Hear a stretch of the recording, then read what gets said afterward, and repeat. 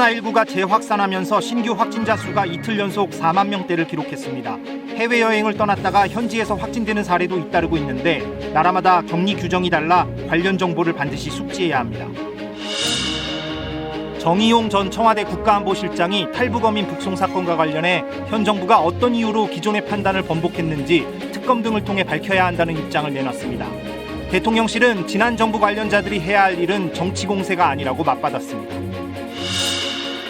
대통령실의 사적 채용 의혹이 확산하면서 여야가 연일 공방을 이어가고 있습니다.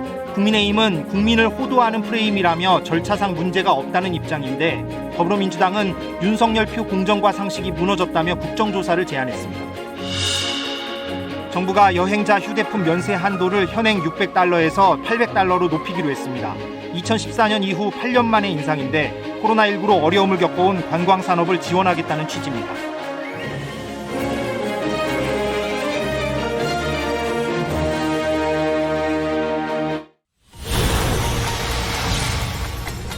탈북어민 북송을 놓고 현 정부와 지난 정부가 정면 충돌했습니다. 정의용 전 청와대 안보실장이 어민들은 귀순에서 없는 흉악범으로 북한이 먼저 송환을 요청하지 않았다고 밝혔습니다. 대통령실은 곧바로 귀순에서 없었다는 건 궤변이며 북한이 원하는 대로 북송했다고 반박했습니다.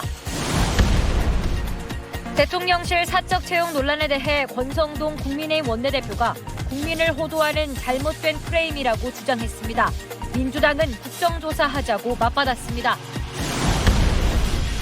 민주당 이재명 의원이 당대표 선거 출마를 선언했습니다. 선거 패배에 책임을 지고 이기는 민주당을 만들겠다고 밝혔습니다. 동급생을 성폭행한 뒤 추락해 숨지게 한 남학생이 영장 심사를 받았습니다. 살인죄가 적용될지 주목됩니다.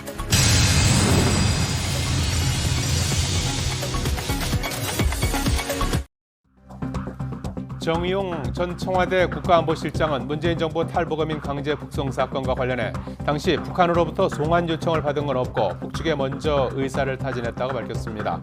정 전 실장은 전체 조사 내용은 국정원에 보존돼 있다며 공개하면 될 일이라고 말했습니다. 이에 대해 대통령실은 야당과 지난 정부 관련자들은 정치 공세 대신 조사에 성실하게 협조하라고 강조했습니다. 최영범 홍보수석은 탈북어민을 엽기적인 살인마로 규정한 것은 심각한 문제라며 이 사안의 본질은 탈북어민을 사지로 돌려보낸 것이라고 지적했습니다.